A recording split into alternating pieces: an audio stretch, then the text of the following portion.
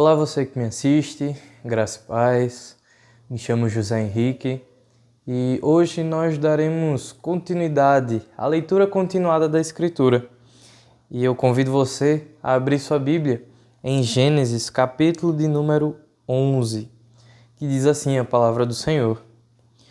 Ora, em toda a terra havia apenas uma linguagem e uma só maneira de falar.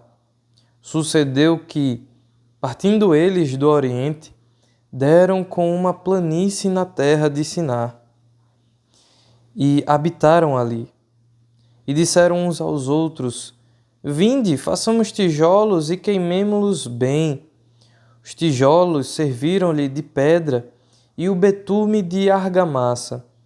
Disseram: Vinde, edifiquemos para nós uma cidade e uma torre cujo tope chegue até aos céus. E tornemos célebre o nosso nome, para que não sejamos espalhados por toda a terra. Então desceu o Senhor para ver a cidade e a torre que os filhos dos homens edificavam. E disse: Eis que o povo é um, e todos têm a mesma linguagem. Isto é apenas o começo. Agora não haverá restrição para tudo que intentam fazer.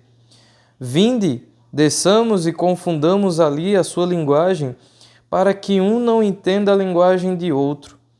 Destarte, o Senhor os dispersou dali pela superfície da terra, e cessaram de edificar a cidade. Chamou-se-lhe por isso o nome de Babel, porque ali confundiu o Senhor a linguagem de toda a terra, e dali os dispersou por toda a superfície dela. São estas as gerações de Sem. Ora, ele era da idade de 100 anos quando gerou a Arfaxade, 2 anos depois do dilúvio. E depois que gerou Arfaxade, viveu Sem 500 anos e gerou filhos e filhas. Viveu Arfaxade 35 anos e gerou a Salá. E depois que gerou a Salá, viveu Arfaxade 403 anos e gerou filhos e filhas. Viveu Salá 30 anos e gerou a Éber. E depois que gerou a Éber, viveu Salá 403 anos e gerou filhos e filhas. Viveu Éber 34 anos e gerou a Peleg. E depois que gerou a Peleg, viveu Éber 430 anos e gerou filhos e filhas. Viveu Peleg 30 anos e gerou a Reu. E depois que gerou a Reu, viveu Peleg 209 anos e gerou filhos e filhas. Viveu Reu 32 anos e gerou a Serug. E depois que gerou a Serug, viveu Reu 207 anos e gerou filhos e filhas. Viveu Serug 30 anos e gerou a Naor. E depois que gerou a Naor, viveu Serug 200 anos e gerou filhos e filhas.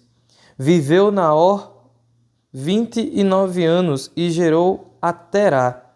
Depois que gerou a Terá, viveu Naor 119 anos e gerou filhos e filhas.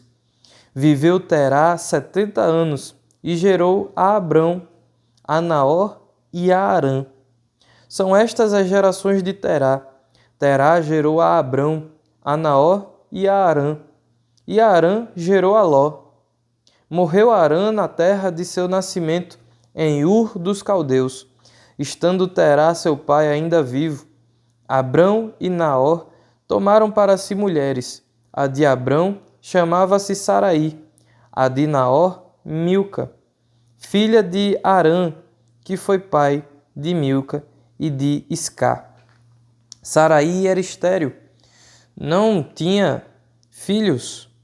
Tomou Terá a Abrão, seu filho, e a Ló, filho de Harã, filho de seu filho, e a Sarai, sua nora, mulher de seu filho Abrão, e saiu com eles de Ur dos Caldeus, para ir à terra de Canaã.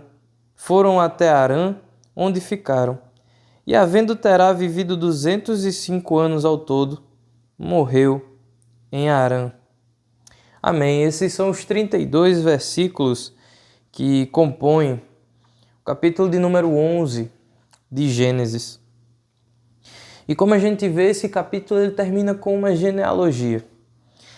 Lembrando então que Moisés ele está fechando uma sessão e nos apresentando outra, interligando assim, mostrando que a história bíblica ela não é algo desconexo. Não é como se de uma hora para outra, sem fundamento algum, Deus resolvesse agir no meio dos homens ou não tivesse mantido nenhum relacionamento com os homens a ponto de precisar de uma hora para outra romper em meio à história humana para poder se apresentar. Esse relacionamento ele vem desde Adão e vai sendo interligado através dessas narrativas de genealogia para mostrar que Deus ele continua se comunicando com o seu povo e a história bíblica apresenta uma unidade. Aqui a gente está vendo se fechar a história daqueles valentes após o dilúvio, dos 3 filhos de Noé, Sem, Cã e Jafé, e sendo apresentados a Abraão, que será aí o personagem principal, ele com a sua família, a partir do capítulo de número 12. Mas o que temos no capítulo de número 11 é bastante peculiar. Inúmeras vezes, após o pecado, Deus vai tratando com a soberba humana e da soberba humana. Né? E nesse capítulo de número 11 não é diferente. A Bíblia mostra como que é mau o desígnio do coração do homem. Porque no capítulo de número 11, aqueles que eram filhos de Cã e consequentemente também de Canaã, foram se colocando como valentes da terra, como grandes, como pessoas realmente poderosas na terra, e como nós já conversamos ali na terra de Babel, que depois viria a ser a Babilônia, e nos seus arredores. A questão é que nós precisamos lembrar que em 1 Pedro, Deus diz que Deus ama o humilde, mas aborrece aquele que é soberbo. Não somente em 1 Pedro, mas em muitas outras partes da Escritura essa verdade ela é dita. E diante da soberba humana, soberba essa que olha para o ser humano como suficiente para a sua própria vida, que faz parte daquela vergonha que foi lançada sobre a descendência de Canaã. Esses homens decidem construir uma cidade para fazer seu nome célebre. Nessa cidade haveria uma torre que levaria os homens até Deus, levaria os homens até o céu. Mostrando assim que eles estavam tentando alcançar a sua salvação, a sua divinização, a sua santificação através das suas próprias obras, através do seu próprio esforço. A ideia é que no topo daquela torre, homem e Deus pudessem se encontrar e viver em comunhão. Também aquela nação viveria unida, falaria numa só língua e não haveria uma outra nação igual àquela. Uma nação que alcançou os céus, uma nação que é poderosa, uma nação onde os homens não necessitam mais da comunhão com Deus, não necessitam mais da comunhão com o próximo, porque eles, fechados em si, como uma única família, alcançaram o céu com uma única linguagem, com um único esforço. A questão é que Deus ele não admite essa soberba. E é por causa disso que o próprio Deus desce para tratar com o homem. Se você reparar durante a narrativa, várias vezes, aquele povo usa a expressão vinde, na ideia de vamos nos unir, vamos subir até os céus. E Deus, quando ele vai tratar com aqueles homens, ele também diz vinde, como é colocado no versículo de número 7, vinde e desçamos. Esse desçamos, muitos já colocam como a primeira manifestação da Trindade, do Pai, do Filho e do Espírito Santo, do secreto conselho de Deus, onde Deus toma as suas decisões. Assim, Deus reuniu-se, toda a Trindade reuniu-se para julgar o homem nessa situação da Torre de Babel. O que nós vemos é que Deus não admite a soberba do homem. Deus também não admite as nossas tentativas de conquistar o céu pelas nossas próprias forças. Deus também não admite a ideia de nós colocarmos o nosso esforço como mérito para alcançar a salvação. Porque se nós mesmos formos tentar galgar os céus com as nossas forças, será através de obras maculadas, manchadas pelo pecado, que por mais que tenham cara de bondade e de santidade, por dentro são como um sepulcro caiado, podre. Por mais que estejam bonitinhas por fora, são podres por dentro. Tem má intenção misturada naquele meio. Há o pecado que nós mesmos buscamos metido naquilo ali, entremeado, entrelaçado com aquilo ali. Então não, Deus não admite as nossas tentativas de conquistar os céus pelas nossas forças, porque não há nada que possamos fazer para conseguir a nossa salvação. Não há boa obra de caridade que nós possamos fazer que vá nos garantir o céu. Podemos garantir o cortejo das outras pessoas, ao sermos chamados de bom, mas não há bom senão Deus.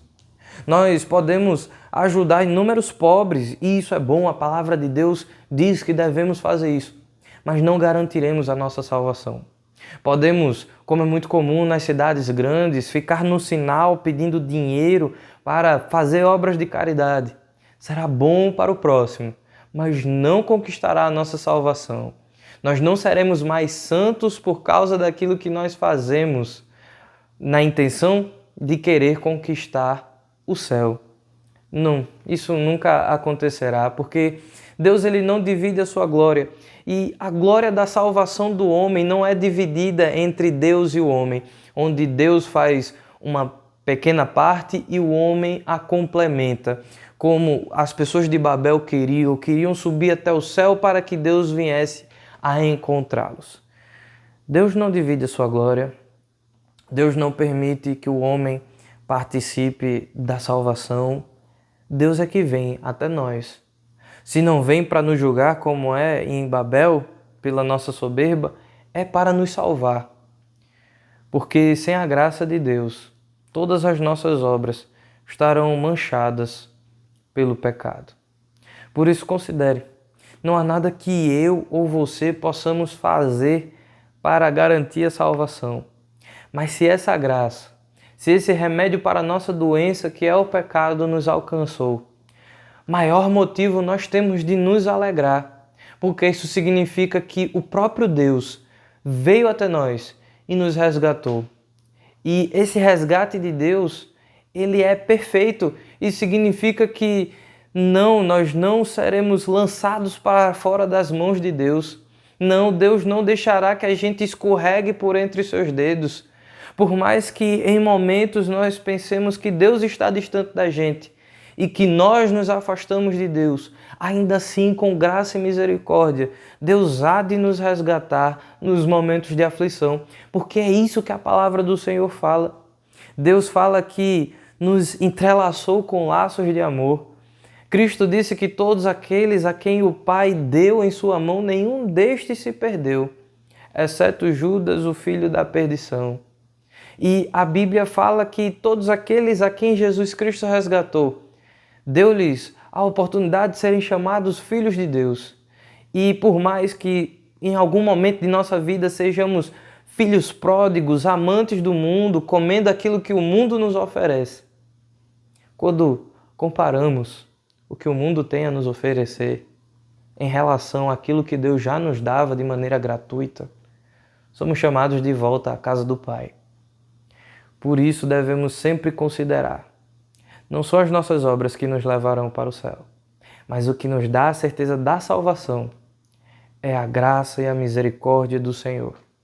Fora disso, qualquer tentativa de alcançar um pouco da glória de Deus através das nossas obras, dizendo que por causa disso eu serei levado até o céu, por cometer determinadas obras eu vou para o céu.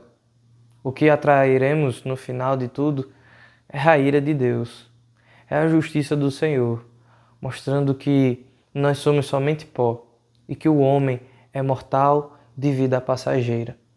Por isso o que nós temos que fazer é glorificar o Senhor com a nossa vida. E aí sim, utilizar das obras para mostrar Deus, glorificar o Senhor, não atraindo sua justiça e ira, mas clamando pela sua bondade e agradecendo pela sua misericórdia. Considere compartilhar, se inscrever e curtir esse vídeo. Que Deus te abençoe.